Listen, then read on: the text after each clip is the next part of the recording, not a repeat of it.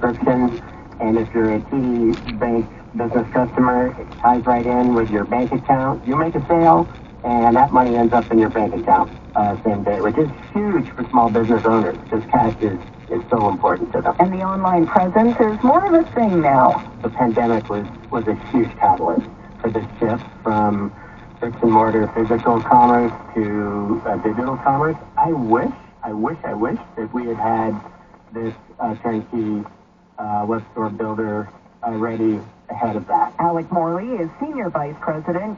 Thanks, and this report is brought to you by Access Storage.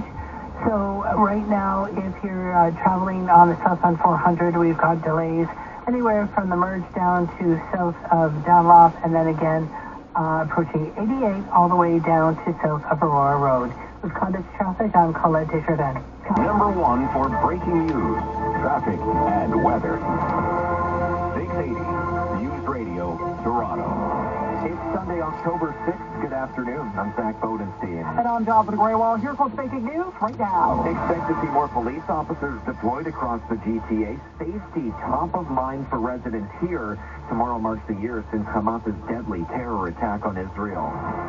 An 18-year-old Toronto police veteran is facing a theft charge and has been suspended after he stole alcohol from a store. Toronto tropical storm Milton expected to hit Florida as a hurricane by midweek. Advocates are calling on the city to reverse the decision to close High Park to vehicles on weekends and holidays.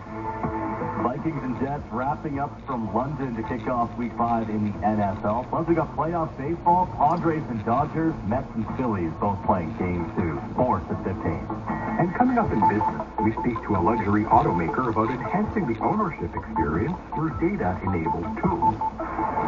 680 News Time 101. Time for a check of traffic and weather together with Mike Davey. This report brought to you by Specsavers, westbound 401 approaching Avenue Express. 2 right lanes closed for construction, slow from west of Bayview in the Express. 400 transfer to collectors closed off as well. Eastbound 401 off and on delays, Dixon to the 400, Express and collectors, and then delays return as you get to Yonge in the Express to Leslie, Bayview collectors to Leslie. Ramp to and from the Victoria Park Warden closed off. 404 to Victoria Park and the collectors, 2 right lanes closed, so that's causing a delay through that construction zone. And then beyond those ramp closures, approaching Bowmanville, right lane shut down. That's causing a delay from Holtz Road. Northbound DVP slow from approaching Eglinton to the 401. Southbound 404 DVP. Ramp to the eastbound 401 collectors, that's closed off. And then it slows Shepherd to south of Lawrence. Westbound Garner backed up from approaching Spadina to Strawn. On the eastbound Gardner, slow from Parkside to Dufferin. Southbound at 410, some construction here. Courtney Park, 2 right lanes closed off. Ramp to the eastbound 401, right lane closed. That's causing a delay from approaching Courtney Park. And to the 401, westbound 403, ramp to Mavis, they cleared that crash. And we are definitely keeping an eye, mainly east of the city, just because as this line of storms tracks towards us east, it also pushes a little north. So while we all have the chance of seeing some active weather, some areas here in the GTA may get hit harder with thunderstorm potential. So that's in a couple of hours. We're keeping an eye on things. It's partly cloudy at Pearson. We're up to 23, very mild. Our overnight low 10. City News Time 104. Police around the world, and especially here in the GTA, stepping up their patrols ahead of tomorrow's anniversary of the October 7th Hamas attacks on Israel. They're bracing for protests and demonstrations, saying things have the potential to get violent and chaotic. Toronto Police Chief Myron Demke with a message for those wanting to provoke police who are patrolling vulnerable communities. Engaging in confrontations with law enforcement, obstructing officers in the course of their duties, or resorting to violence is not acceptable and will not be tolerated. Multiple command centers have been established in Jewish neighborhoods to address any safety concerns as the day approaches. So far, there have been 1,500 demonstrations around the city since last October. Meantime, Israeli officials promising a strong response to Iran's recent ballistic missile strike. Prime Minister Benjamin Netanyahu says that Iran will pay a hefty price for its assault. The head of the U.S. Central Command, General Michael Kirill, is in Israel today. He's consulting with defense leaders.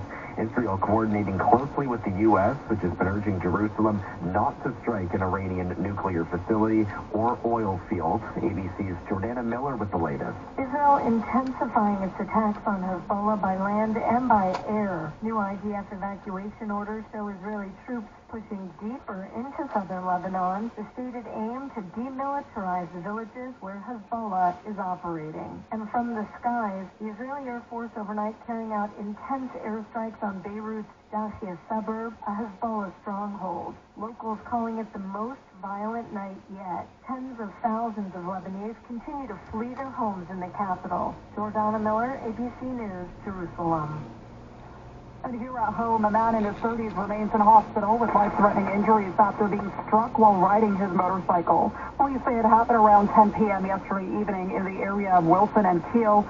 It's still not clear what led to the collision, and the driver involved did remain on scene. The investigation remains ongoing. A Toronto police officer charged with a count of theft after some booze was stolen from a store. Someone entered the store Friday, and that's when 3 bottles of alcohol were taken without being paid for. 39-year-old Constable Daniel Leclerc is an 18-year member of the service. He's been suspended without pay, and he'll appear in court next month. And advocates are calling on the city to reverse the decision to close High Park to vehicles on weekends and holidays. They say that the lack of vehicle traffic is making it more difficult for people to enjoy the park, especially seniors and people with disabilities. The changes were put in place 2 years ago as a part of the city's High Park movement strategy and currently has drivers only allowed on park grounds on weekdays. The group High Park for All says the parking spaces have also been decreased by 50%, and that the city plans to close the park to vehicles 7 days a week starting next year. You're listening to 680 News at 107. Well, Tropical Storm Milton expected to hit Florida by midweek, and FEMA Director Deanne Criswell telling ABC News the agency is absolutely prepared for it. We're working with the state EOC to understand what their requirements are going to be so we can have those in place before it makes landfall. Criswell says that FEMA started planning for the storm days ago, and this comes on the heels of a deadly Hurricane Helene, which made landfall in Florida's Big Bend last month. Recovery efforts still ongoing in the region as the death toll rises to 227 across 6 different states. 680 News Time, 107, coming off a last-place season. Blue Jays brass held their end-of-season news conference this week, and there seems to be more questions than answers. Manager John Schneider said last weekend that Vladimir Guerrero Jr. is a generational player, but when asked the same question on Wednesday, President Mark Shapiro would not go all the way there, only to say that Vlad has the chance to be a generational player. Here's Sportsnet Shai Davidi. It just seems very curious because this is your best player. It's clearly the best thing that this franchise has right now as it's moving forward. I'm just not sure why you wouldn't be a bit more effusive in your praise of him. The future of the organization seems very much up in the air right now. They say they